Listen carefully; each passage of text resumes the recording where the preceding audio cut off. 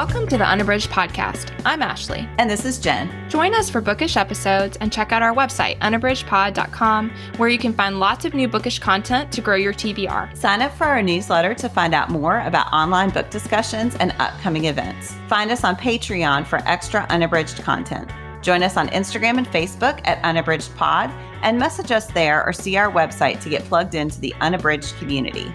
You want opinions about books? We've got them. Hi, everyone, and welcome to Unabridged. Today, we are talking about John Schu's Louder Than Hunger for our March 2026 book club. This is episode 309. Before we get started, we're going to do our bookish check-in. Ashley, what are you reading?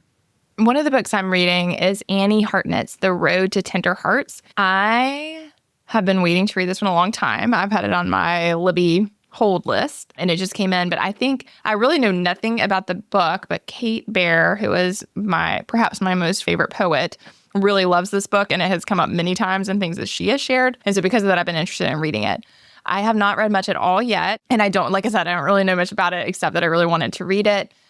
I believe it involves a road trip. However, the part that I am on, there's no road trip yet. The opening scene is at a retirement community, and it starts with a cat. The people in the community have discovered over a series of months and perhaps years that the cat can predict the next person in the community to die. And so whether it's going to be a week or a couple of months or whatever, the cat will basically go and spend lots of time with that person. And then when that person passes, the cat moves on to another person. And it opens with the doctor who works there, and the cat keeps sleeping on his keyboard in his office and is spending a lot of time in his office. And so he had kept the cat in the home even after they had made this discovery. And of course, the residents are like terrified of the cat. So the residents are like, please get rid of the cat. Please get rid of the cat. But he couldn't bring himself to do it. Well, then the cat starts spending time in his office, and he keeps trying to put the cat in other places, and the cat keeps coming back to the office. And he's only in his 50s. I mean, of course, like this feels ominous, and he's like, I'm in good health, like everything's fine. He even goes to the doctor to try to get a checkup. And ultimately, we see him taking the cat to a shelter and letting them take the cat away from the whole situation so he doesn't have to keep confronting what seems to be the inevitable. So that happens. And then we meet PJ, who he doesn't live in the retirement community, but he's in the same town. And we learn some things about him and the fact that he is now living alone. He did have a family. There is some tragedy in his past, but also he won the lottery, and he won like 1.5 million or something. And so local people are aware that he won money and also that he has this kind of tragic past. And I'm just now coming up to what I think is the precipitating event that will unfold the rest of the story. But I am loving it. Like, the tone is just fascinating. And the characters, again, I think everybody's been minor until I met PJ, but, just well-crafted, fun, and also kind of playing with the darker parts of life. And I am curious to see where it goes. And again, that is Annie Hartnett's The Road to Tender Hearts. And I'm excited to see what happens. Yeah, that is on my list. I have heard such good things. I read Hartnett's book, Unlikely Animals, and really loved that. It sounds like very whimsical, perhaps slightly magical, and also animal-focused, which is interesting. Yeah. So this one is definitely something I want to get to soon. What about you, Jen? What are you reading? I am reading Maggie Sue's Blob, a Love Story for the Tournament of Books. And as the title suggests, this is, I would say, an unusual book. So the main character is Vi, and Vi is working in a hotel in like the reception desk kind of thing. She dropped out of college. She just didn't feel like she belonged there. She could never kind of find her place there. She lives in the Midwest and is biracial. Her dad is Taiwanese and her mother is white. And that has very much informed her identity. So she shows up for work every day. She's not really happy. She sort of feels unmoored. And her coworker, the coworker with whom she works most, is Rachel. And Rachel, she wants to be an actress. She is blonde and always perfectly put together and manicured and perky and says the right thing to everybody. And Vi has some resentment toward Rachel. Rachel is also relentless in trying to become Vi's friend. And Vi thinks that it is because she has identified Vi as a challenge that she wants to overcome because she is so goal-oriented. And so one day, Rachel invites Vi to go to a bar, and Vi begrudgingly agrees to go. So as she's approaching the bar, she's sort of waiting outside. She sees this random blob of stuff on the pavement by the dumpster. And it kind of looks like it has eyes. It looks a little strange. She calls this other guy over to look at it. And he's like, yeah, that's weird. She goes home and she keeps thinking about it. And so eventually she goes back and she gets the blob and she brings it to her house. And she's sitting on the couch beside the blob eating something, cereal, I think. And she notices that some of the cereal that she dropped is gone. So she's pretty confident that the blob is eating. It does over several days get bigger. And then she's yelling at the TV and trying to get things together. And she makes an offhanded comment about needing a hand. And the blob forms itself into a functioning hand. So she realizes that the blob understands her, that the blob can do things. And eventually she shows the blob images of actors in Hollywood, and the blob forms itself into a very handsome looking man. So that's sort of where I am. And yeah, I mean, Vi is lonely. She was dumped by her boyfriend. So I don't know. She is perhaps thinking of the blob as a love interest. But anyway, we'll see what happens. So it is a very unique story. I've really enjoyed the reading experience. Like, I think it's written very well, but it is definitely quirky. So that is Maggie Sue's Blob, a Love Story. Wow, Jen. I have not heard of that one. And how interesting. Yeah. All right. Well, we are going to move on to our book club pick, Louder Than Hunger by Schu. So first, I'm going to read the publisher's synopsis. Jake volunteers at a nursing home because he likes helping people. He likes skating and singing, playing bingo and Name That Tune, and reading mysteries and comics aloud to his teachers. He also likes avoiding people his own age and the cruelty of mirrors and food. Jake has read about kids like him in books, the weird one, the outsider, and would do anything not to be that kid, including shrink himself down to nothing. But the less he eats, the bigger he feels. How long can Jake punish himself before he truly disappears? A fictionalized account of the author's experiences and emotions living in residential treatment facilities as a young teen with an eating disorder, Louder Than Hunger is a triumph of raw honesty. With a deeply personal afterword for context, this much-anticipated verse novel is a powerful model for muffling the destructive voices inside, managing and articulating pain, and embracing self-acceptance, support, and love. All right, well, we are going to start with our overall impressions. Ashley, what did you think of Louder Than Hunger? I loved it. I thought it was really powerful and really well crafted. I also found it really heartbreaking. And I think part of that is because I know Schu. Like, I think what I know of him is he's just such an amazing person who has done these really amazing things for the literary community. He's this librarian. I think I became particularly aware of him and the efforts he made during the pandemic, I think, is when he started really showing up for me. And so, I don't know him personally. I don't know him even that well as far as his social media presence or his presence online. But the things I have seen have just always been so kind, so generous, and so warm. And so I think there was a part of it that just broke my heart for him as a kid. And again, like it says in the synopsis, this is a fictional account. There is a very powerful author's note at the end where he does his best to, directly say his own experiences, how they are different and the same as Jake's.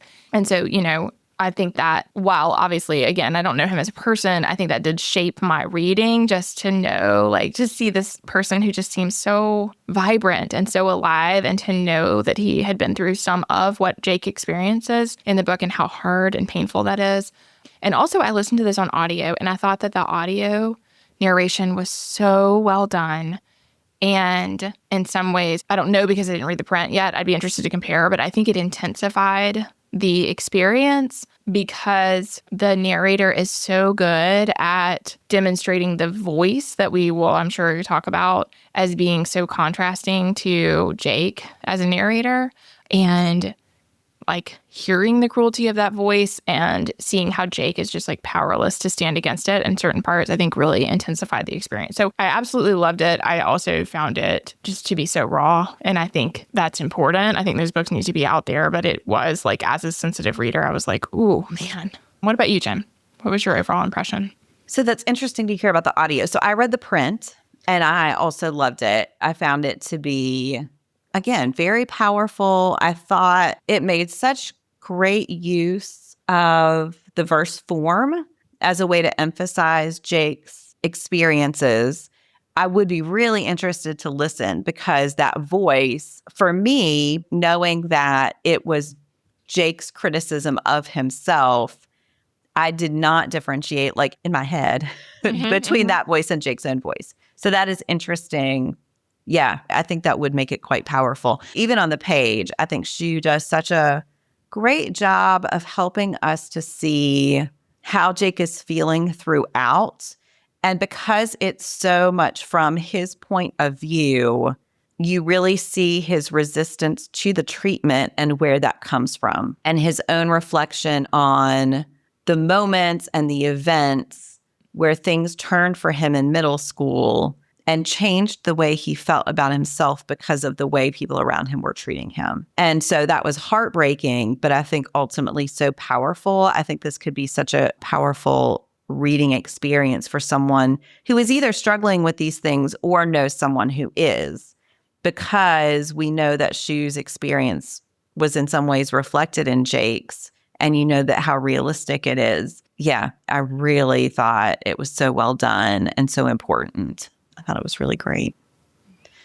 All right, well, we're going to talk about one thing that worked for us. Ashley, what do you want to focus on?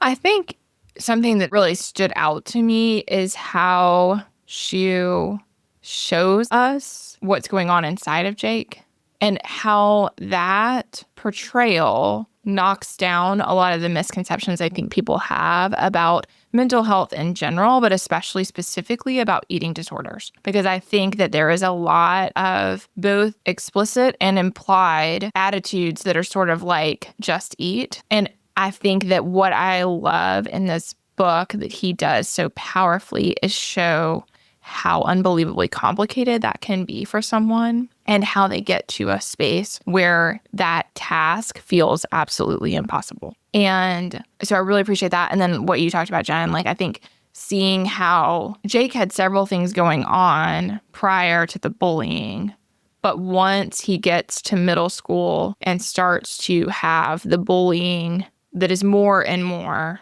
horrific layered on top of some of these other underlying and untreated issues that he has, that pairing all, comes together in this really awful way to result in him suddenly in such a severe situation.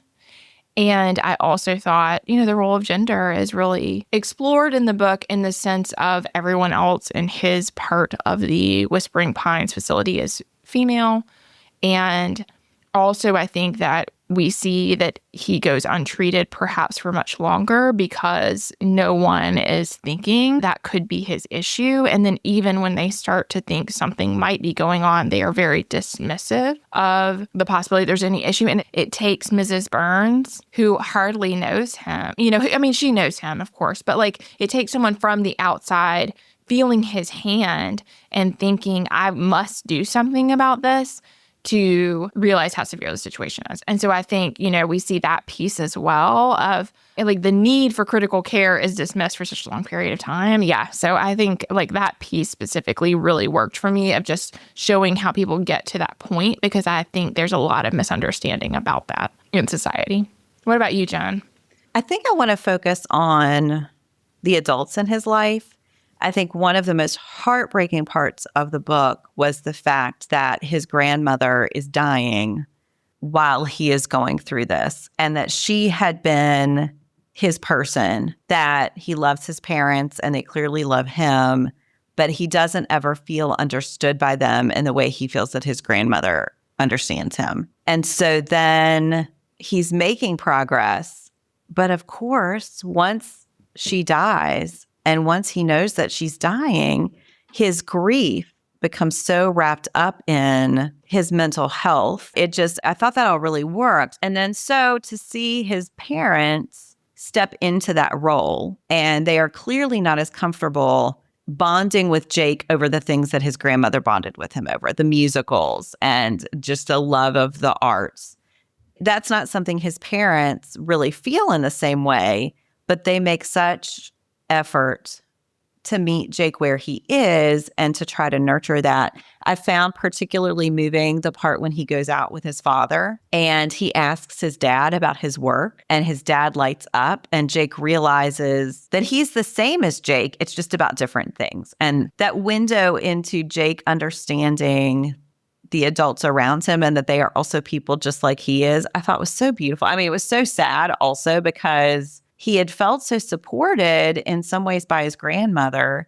And yet, of course, that's not enough because she can't be there every moment. And so just to be able to find sources of strength in other relationships, I was thinking mostly of the adults, but then also with Kelly. And I think Schu just writes so beautifully about the way he had closed himself off, that the only real connection he felt was with his grandmother.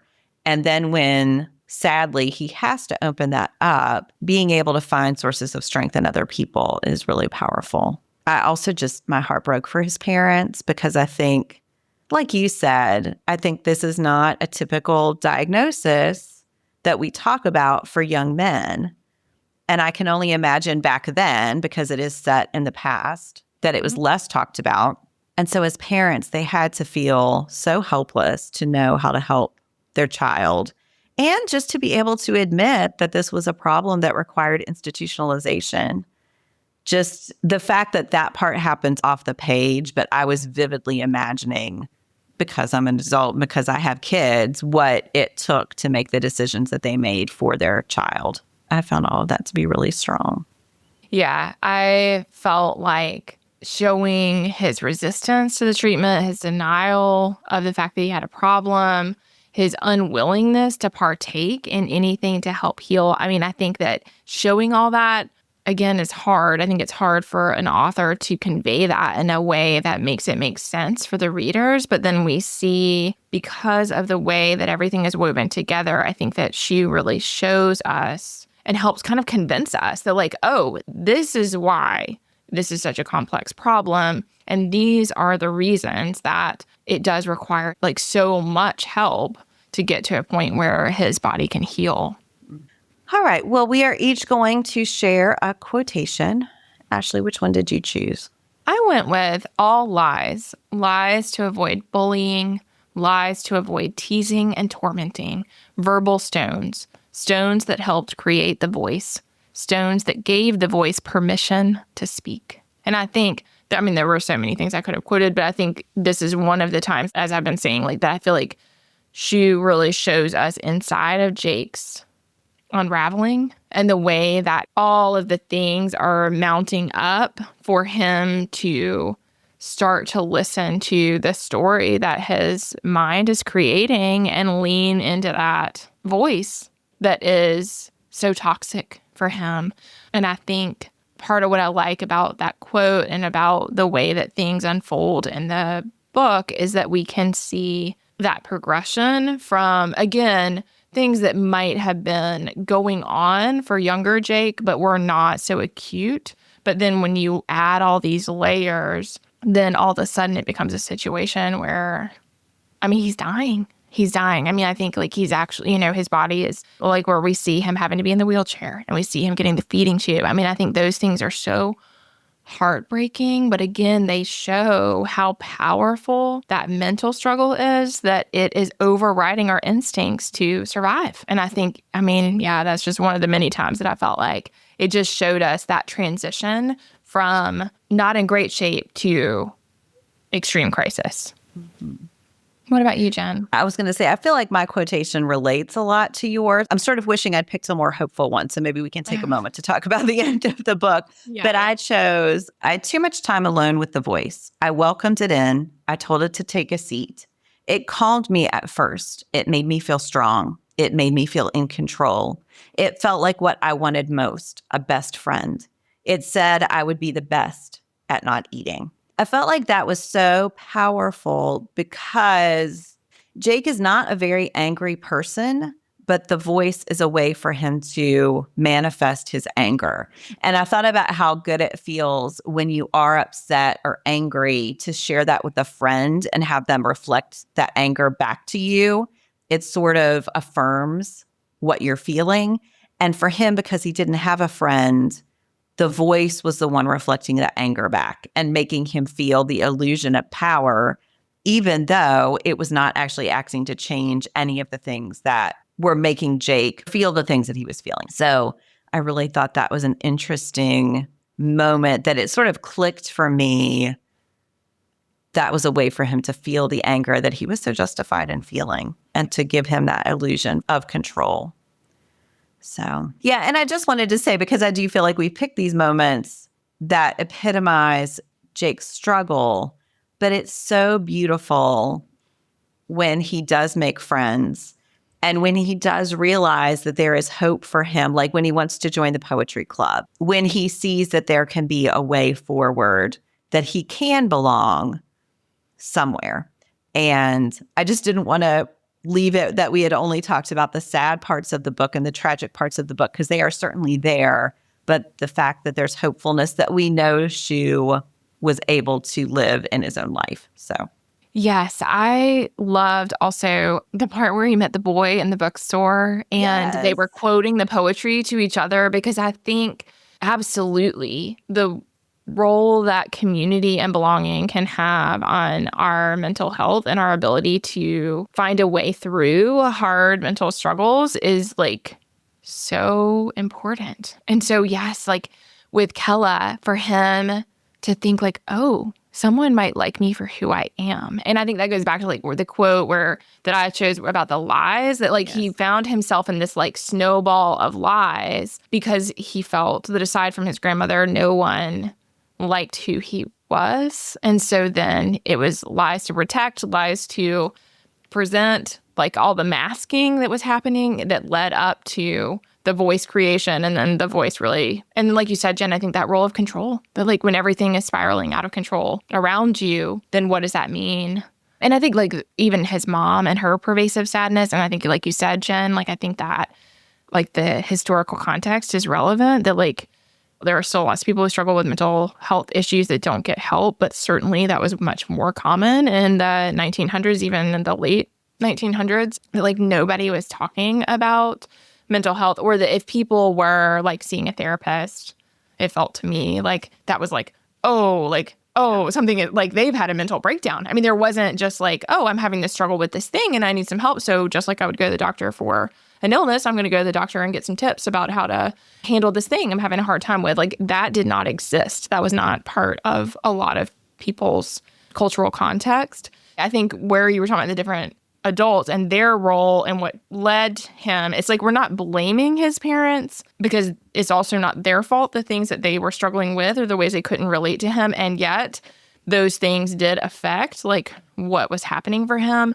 So then when he has Kella, when he meets the boy in the bookstore, when he has the moment with his dad, all of a sudden he has these like glimpses into what we hear from the author's note comes to be true for John Schu, that once you find these people who connect with you in a real way, that does a lot for healing. And so while the things do not go away and you're not cured, you can manage a lot of those things with the right supports and the right community and the right like having fun, like him finding things that he loved and had fun doing.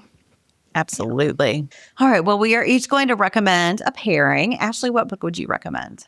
As we were talking, I was thinking, I didn't think to pair John Green's Turtles All the Way Down, but that one comes to my mind as we're talking. So if you're looking for something that is also young adult, that explores anxiety, OCD, it does not deal explicitly with eating disorders, but I do think it does a really great job of showing what it can feel like to be navigating mental illness and what that can feel like for a teen. So that is crossed my mind. But the one that I wanted to share for a pairing is Yara Zeb's The Girls at 17 Swan Street.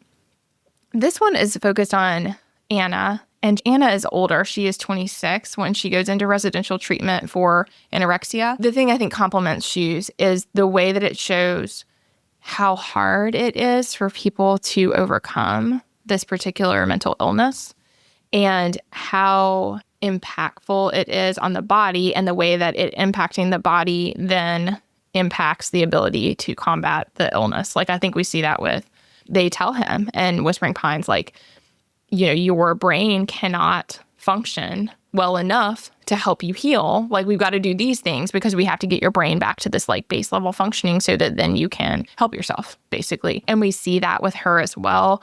I also felt like in the story, what Zeb does that I think is really powerful is integrates a lot of statistics into the text itself. And I think she does it in a way that invites us to better understand eating disorders. Again, I just think they are an area of mental illness awareness that I think we really need to kind of expand our understanding as a culture, because so often there's a lot of misunderstandings about why it happens, how to help, like all of that stuff. And so I really like that piece. And I also felt like another similarity is the way that even though it's clear that Anna's having a problem, everyone around her is avoiding the problem instead of helping her. And so I think in both of the texts, there is an awareness for the reader of like the urgency of addressing issues instead of standing by for the sake of avoiding confrontation, basically. I mean, I think in both situations, there's just a lot of avoidance.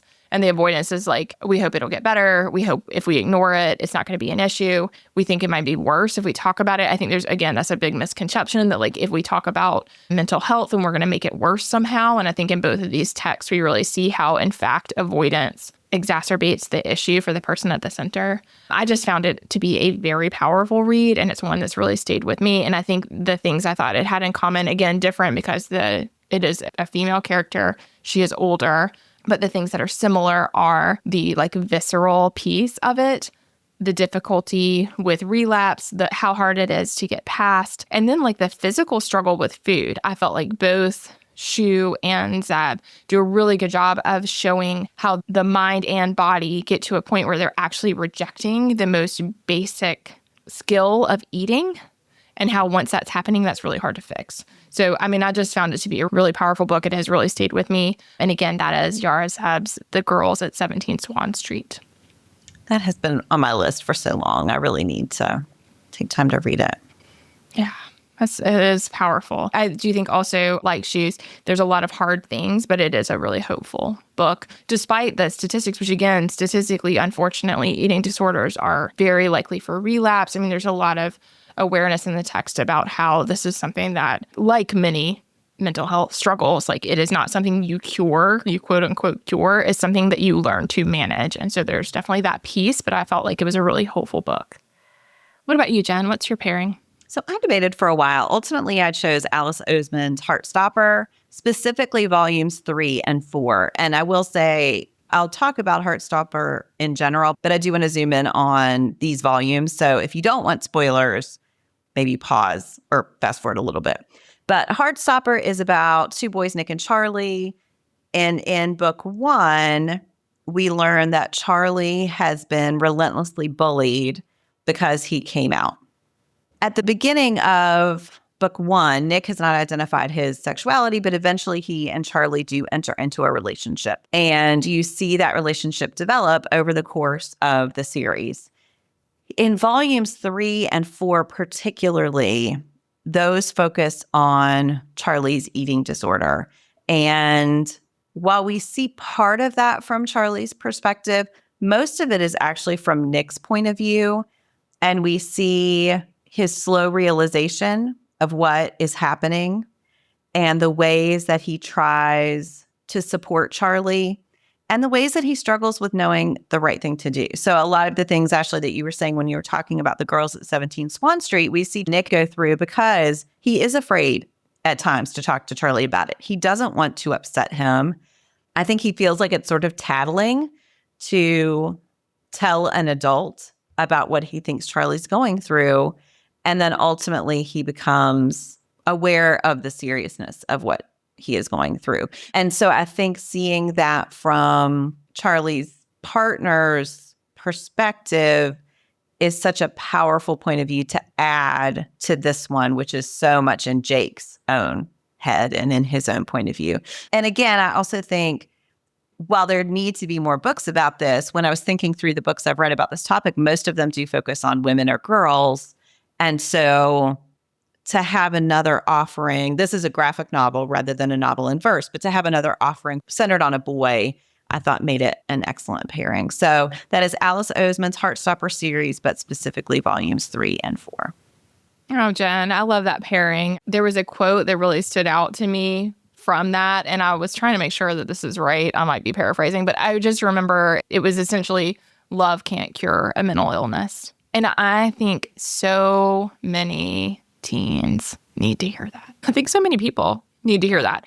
But I think it's that awareness that Nick keeps feeling like he should be able to be enough for Charlie. And yet we see in the unfolding of this story that, like, of course he cannot be enough, because just loving someone, that's not enough. That is not going to get treatment. And treatment is what Charlie needs in order to manage it. And so, yeah, I think like that piece really stood out to me in that story, because they have such a loving relationship, and yet it's part of the loving that makes it harder. And in fact, I was looking back, I had written a book review when I read The Girls at 17 Swan Street, and there was a quote for her. She'd been married 3 years when she went into residential treatment. And there's a quote that it said they had both become too comfortably settled in the magical kingdom of make-believe. She made believe that she was happy and all was fine, and he made believe it was true. It was less painful than confrontation. And so it kind of goes on from there. And I think that's it. Is like, that's why I like books like this. I think they're important for us to read, because it reminds us that even when there's discomfort in talking with someone about something you think they might be going through, that like the not talking is really hurtful, even if we're doing it with the best of intentions. And so I feel like, yeah, just like normalizing that these things do happen and that people need help, and that sometimes they need help knowing they have a problem. I mean, I think again, we see Jake, who is just adamant that there's nothing wrong. And by the time we see him in those treatment rooms, we as the reader are like, how much more wrong could it be? I mean, you are one step from like the ER. So I think just seeing that and seeing the tension that we feel as the reader against like watching what's happening to him, and then his resistance and how powerful that can be. And again, how strong that voice was by the time he's finally getting help, that like he is completely unable to see the reality of the situation. And I think in Heartstopper, we get some of that too. And again, like in a very hopeful and very beautiful and uplifting context. And yet we see how deep this struggle can run. Yeah. All right. Well, how many bookish hearts, Ashley? Definitely 5. Yeah, same. That was such a beautiful text. And I mean, I'm grateful he wrote it. Yeah, that's what I was going to say. It's like, I'm grateful he wrote it. I loved his author's note. And I felt like he basically says, like, it's hard to read and it was hard to experience. And yet, like, this is the story of my heart, you know? Yeah. Yeah. And if you don't know John Schu, I recommend that you check him out. He's part of the Nerdy Book Club, who posts less now than they used to, but it was a great resource for teachers and librarians. So, all right. Well, we are going to end with our unabridged favorites. Ashley, what do you want to highlight today? I feel like I've been doing apps lately. I'm going to do another app that I've really loved. I think I talked about this sometime I talked about the fact that we've really been enjoying birds in our yard, which is like a new thing for me. I know there are a lot of bird watchers in the world who are like very serious about this, but I have always not known different birds and so haven't paid a lot of attention. But the Merlin Bird ID app is one that is just amazing. Like it's free, it's beautiful, it's very supportive of helping people connect to birds and also like helping keep up with like what birds are in different regions and all of that. So it's also doing a good job of sort of cataloging what we're noticing about birds. But anyway, it is free. It is just a way of you saying what you saw, or it has recording features and you can just let it listen and it will be like, oh, here are the 5 birds that it can hear right now. And you can kind of look to see if your birds are matching the thing that is being recommended. So I love it. It's been fun to, as somebody who is a complete novice in knowing anything about birds, it's been a fun way to get started. So that's so great. My brother-in-law is an avid birder, and he really appreciates the app, which is a high recommendation. So, oh, there you go. That's what, yes, I should have said birder. That's how much of a novice I am, is like the whole community is really new to me, but it has been so much fun. I know I've talked before about we have a screen porch now, so we spend a lot more time out in our yard, but it's just been really fun and a nice way to connect to nature. What about you, Jen? What's a favorite for you? I am recommending today the show. It's a Netflix show, North of North. And it is I would say a sitcom. It's half-hour episodes. It is so delightful. It centers on Siaya, who is an Inuk woman living in this very remote village. And she's a mother and a wife and a daughter. Her mother raised her as a single mother and is known for enjoying the company of men. That is said more and less tactfully, depending on who is saying it in the show.